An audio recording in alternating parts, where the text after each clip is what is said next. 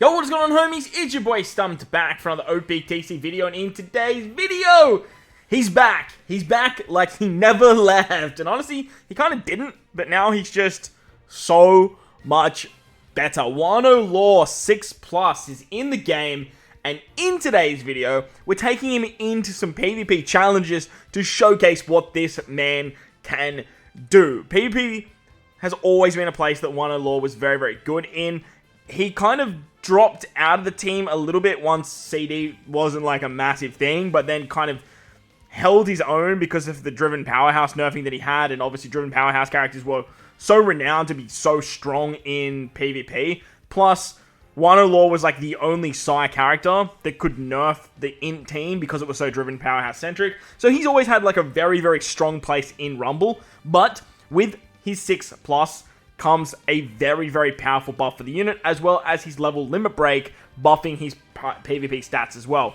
Most people should have this character maxed. Most people, if you've been playing the game for like 6 to 12 months, should have lots of copies of this guy. He's been on basically every single banner. Obviously, he's available in every single ticket, and he's been a high priority unit for people to target for not only PvP, but regular play as well. So, Law is a free spirit slasher Psy character, so he works great obviously on the Psy team and on the Free Spirit Psy team, and hell, you can even run him on the Slash team. He was once upon a time like very, very good on that OG Slasher team with Kizaru and V1 Roger and stuff, but nowadays he kind of just shows his worth on the Psy team. Now, I did start it off with the strength fight. I just want to showcase like how good strength is up against Psy still. But with the addition of Wano Law and his Driven and Powerhouse nerfing, you can do some really, really nice things. And Psy has a lot of different options nowadays to run up against a variety of different teams. So that's what we're going to do. We're going to take on a couple of different challenges today. And we're going to try and target teams that have a lot of Powerhouse-driven characters, as well as the Int team, because Psy kind of wants to beat Int. So taking on the Dex team now. Dex have a lot of Powerhouse users. Pell, Dalton, Roger, Lucci, there's just a lot of them. Big Mom, Blackbeard, there's just a lot. So I thought we'd take on the S-Shark fight, even though there aren't a lot of Powerhouse-driven characters in this particular fight. I just wanted to showcase Dex as a whole. But what does Law do in PvP with his buffs, with his level limit break, with his 6+? His passive at level limit break 2 gives Psy allies level 6 CT, which he always did, a level 5 attack buff, which is new, and then he has level 6 CT down for Driven and Powerhouse enemies. He also lowers their speed as well as their guard by level 6 as well. So very, very strong abilities to nerf any Driven or Powerhouse enemies. Just slowing them down is absolutely insane. Plus, he gives your Psy team level 6 cooldown itself. Now, even if you're not versing Powerhouse and Driven characters, this level 6 CD is so valuable. Once upon a time, CD wasn't like crazy valuable. It kind of was, and then it dropped off. But nowadays, like having at least 5 to 6 CD is key, and having just this one unit that can do that for the team, 9 times out of 10 will actually get you across the line. So very, very nice abilities. Obviously, reducing level 6 on Driven Powerhouse and then increasing your own creates a level 12 deficit between the two classes, or the type and then the classes. So if you do go up an abundance of Driven and Powerhouse units, and they don't have a lot of cooldown reducers themselves, you are going to go a lot faster. And that's where the Psy team can shine. Nowadays, they don't really rely on too much RNG like they used to. It used to be all about Yamato and Odin and getting the half stats off and all that sort of fun stuff. But nowadays, they've got a lot of good damage dealers with Gear 5, 6+, going through defense. Shanks hitting ridiculously hard. Fixed damage with Roger. Enel's made an absolute comeback with the amount of defense reduction that you guys can get. It just, Psy works so well now without needing to sort of focus in and just to kind of pray that Yamato hits the right units, and then it's followed up by Odin. In saying that, though, it's still kind of a safe man team. It's not like a foolproof team. It's not like a broken team. It's just kind of a very sturdy and good quality team that will get you wins most of the time. I don't really know what the best side build is nowadays, to be honest with you.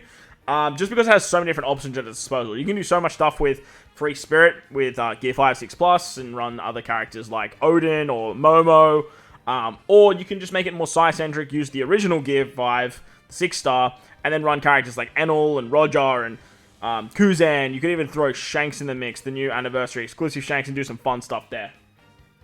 However, in the Rumble world, we do like to get type advantage and use teams that have great units to counter the opposition teams. And Psy and In have always been interchangeable back and forth.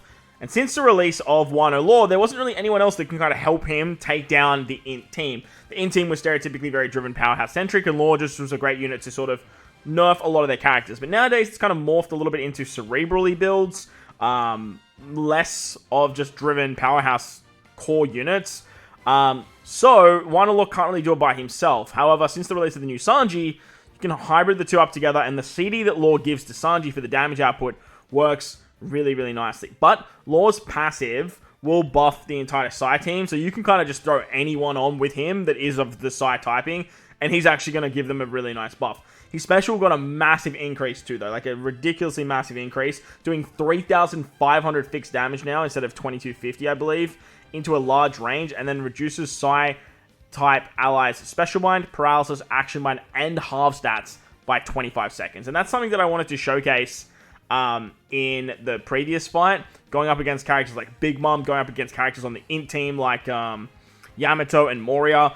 These types of characters that would stereotypically halve stat your units, Law can just prevent that. Law's on a 35-second cooldown as well, so normally he will go a little bit later in the fight. He stereotypically won't go faster than some of the opposition characters, but in saying that too, he's still not going to go super late because of that level 6 cooldown that he gives to himself and the rest of the side team. So having that ability to remove halve stats is massive, plus all the extra damage he gives is very, very strong too. He also gives no, that's in his passive. I thought he gives level 5 attack up as well, but it's just that extra damage he does that's really, really nice. Plus he'll also reduce 40% of damage taken by Int enemies as well, which is great. And he heals 250 per interval as well when you get him to level limit break 5 for a little bit of Pirate Festival and Pirate Rumble resistance. The extra Int damage is nice. Int resistance is nice because stereotypically you want to run Psy when you're going up against stuff like the Int team, or when you are going up against very heavy driven powerhouse based teams. Now the final fight we're going to take on is the Challenge Slasher fight. The Slashers team has kind of ruled the roost in terms of the hardest of these challenge fights. It's the hardest for some teams, it's not as hard for others, but Psy has kind of become very, very good at nerfing the core Slasher team. And with the combination of Sanji and Enel, you can reduce a lot of cooldowns on the enemy, with Enel combined with Law giving 11 CD reduction to the enemy S-Hawk, so you're lowering the CD by level 7, and then you can use something like Sanji to just do a ton of damage to Int units. So this ability and this tandem with Psy to take down some of these class teams, like I think Shooters have a lot of slashers on them as well. Any team that has a lot of like Int characters that Sanji's going to do really, really well against, the two of them together can work exceptionally well. And I wanted to showcase that Psy can sort of work across the board against pretty much every single team nowadays. If there's a lot of driven characters, that driven slasher quick team as well would just get absolutely smoked by this particular build too, because you're lowering their cooldowns by so much. But I just wanted to show that Psy can definitely work in a bunch of different scenarios. Plus, I had a bunch of different other characters that I wanted to showcase in today's video as well. I actually ran this fight with Odin and Momo as well, just to showcase you guys that you have other options if you want to. However, so like I said, Psy's always been that sort of team that always worked wonders for the opposition, but never really worked for me. Now I'm finding that if I'm putting more reliable characters on the team, like your Shankses, your Sanjis, your Enels, Law, Gear 5 in certain situations, just with that big hit, I'm finding Psy to be a little bit more successful. However, these are not first run attempts. I did have to tweak teams and find a way to sort of build out the nicest Psy team, but stereotypically, I think this is going to be my pick in terms of the Psy team.